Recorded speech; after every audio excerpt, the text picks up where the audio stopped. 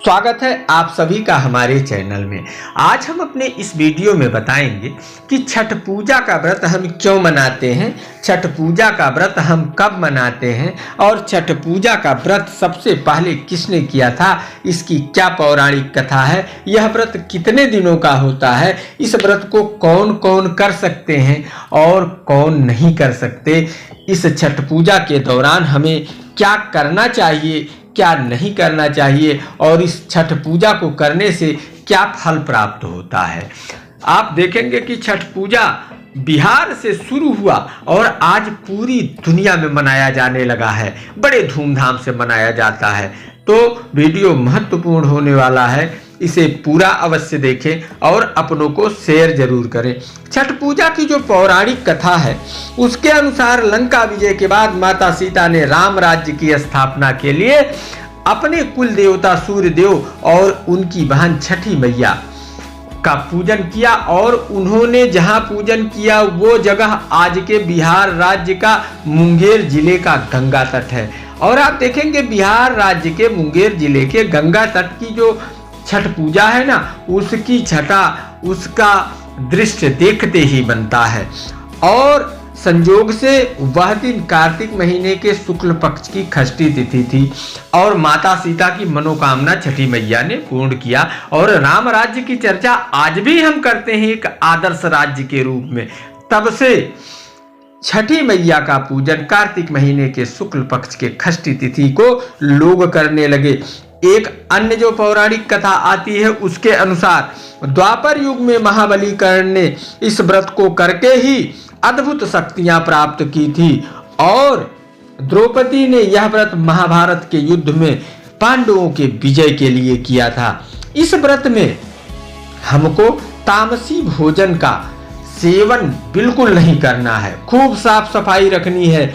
इस व्रत को करने से संतान को दीर्घ आयु और निसंतान को पुत्र की प्राप्ति होती है और सभी मनोरथ पूर्ण होते हैं। ध्यान रहे, इस व्रत में किसी भी खंडित चीज का प्रयोग नहीं करना है। इस व्रत से जुड़ी एक अन्य जो पौराणिक कथा आती है वो इस प्रकार है। राजा प्रियव्रत रानी मालिनी को कोई संतान नहीं थी। कई पंडितों ने भाग्य देखा, भाग्य रेखा के बारे में चर्चा किया, कुंडली देखा, लेकिन उन्होंने कहा कि भाई तुमको पुत्र सुख की प्राप्ति नहीं है। तब राजा रानी बहुत दुखी रहने लगे। एक दिन महर्षि कश्यप उनके यहाँ आए। उन्होंने देखा कि राजा और रानी बहुत चिंतित हैं। उनसे राजा और रानी का दुख देखा नहीं गया और उन्होंने कहा कि भाई आप लोग पुत्रेष्टि यज्ञ करा लीजिए, शायद आपका कल्याण हो जाए। तब राजा ने महर्षि कश्यप को ही आचार्य बनाकर यज्ञ किया और यज्ञ देव का प्रसाद रानी को खाने के लिए दिया। रानी ने प्रसाद ग्रहण कर लिया। 9 महीने बाद रानी को पुत्र हुआ, लेकिन माया देखिए, वह पुत्र भी मरा हुआ पैदा हुआ। अब राजा और रानी के दुखों की सीमा नहीं रही और दोनों उस पुत्र के शव को लेकर शमशान पहुंचे और वहीं पर रख कर सोचा कि अब हम दोनों को जीने का कोई अधिकार नहीं है और हम भी यहीं प्राण त्याग देंगे। अब ऐसा ध्यान करते हुए, लेकिन तभी सहसा रानी ने सोचा कि छठी मैया की एक बार आराधना और प्रार्थना कर ली जाए, शायद कुछ कल्याण हो जाए और जो कुछ पाप हैं हमारे, जिसका ये फल हमारे सामने है, उसमें कमी आ जाए और अगले जन्म में हमें यह दुख ना प्राप्त हो। तब राजा और रानी छठी मैया की आराधना वहीं पानी में खड़े होकर करने लगे। तब छठी मैया प्रकट हुई और उन्होंने कहा कि वह उनका व्रत करे, इससे उनका कल्याण इसी जन्म में होगा। और अब छठी मैया का पूजन किया राजा रानी ने, तो वह मरा हुआ पुत्र जीवित हो उठा।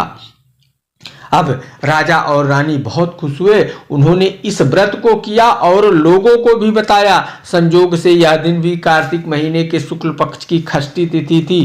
तभी से कार्तिक महीने के शुक्ल पक्ष के षष्ठी तिथि को छठी मैया का यह व्रत किया जाने लगा।